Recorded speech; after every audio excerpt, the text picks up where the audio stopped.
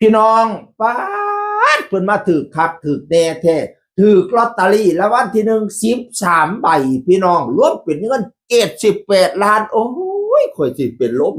อีหนูตกสั่งอีนางตกกีอึงตกใจมาถือคักถึงแน่แท้อีแม่ข่อยเอ่ยพี่เป้าสายันพี่เป้าสายันแต่ไม่ใช่สายันสัญญานะสายันโศกประดิษฐ์หรือโศกบัณฑิตนี่ล่ะพี่น้องโศกนี่บ่เป็นโศกซื่อๆเด้อโศกเทพประทานเพิ่นให้มากพะนะว่านั่นน่ะถูก78 ล้านโอ้เฮ็ดจังไดจังสิใช้เงินเบิดอีพอข่อยเอ่ยเป็นคนบ้านหินลาดจังหวัดชัยภูมิพี่น้องมาโชคดีครับแท้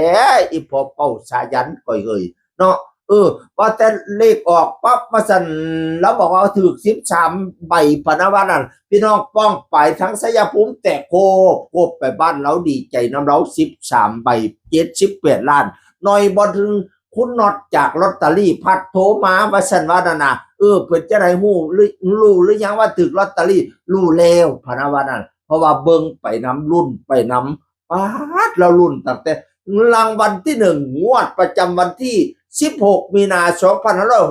2569แล้วก็สิรุ่นไปน้ำตรวจไปน้ำเนาะรุ่นไปน้ำบัดนี้เจ้าของถูก13 ใบ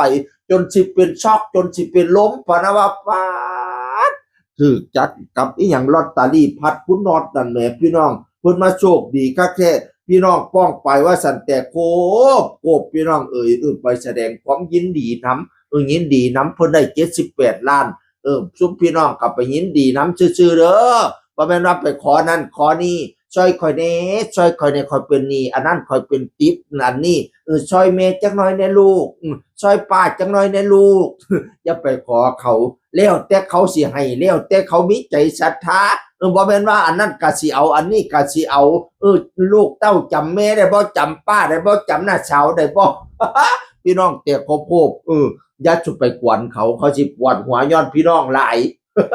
อันถึกลอตเตอรี่มาแล้วพี่น้องหลายแตกเต็มเมียนเต็มชั้นให้ว่าแตกเต็มเมียนเต็มชั้นนี่ให้ว่าไปแสดงความดีใจซื่อๆอย่าไปขอนั่นขอนี่เข้าใจบ่คุณญาติทั้งหลาย กัดสิเพิ่นกัดสิไปแสดงความดีใจละวะเนาะผูกแขนเอากันพุ่นตัวดีใจน้ำเศรษฐีไม่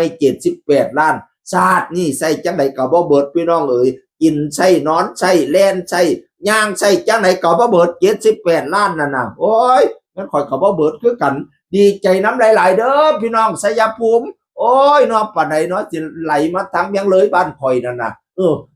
มาชัยภูมิแล้วก็มาชุมแพแล้วก็แล่นมาเมียงเลยเด้อรางวัลที่1เอ้ยข่อยท่าอยู่เด้อ ดีใจน้ำลูกพ่อพญาแลบ้านหินลาดจังหวัดชัยภูมิถูกผู้เดียวแก่น13 ใบ78 ล้านโชคดีมีไสดีใจนำเด้อเสียงคนเก่าเว้าสู่ฟังสวัสดีครับสวัสดีครับ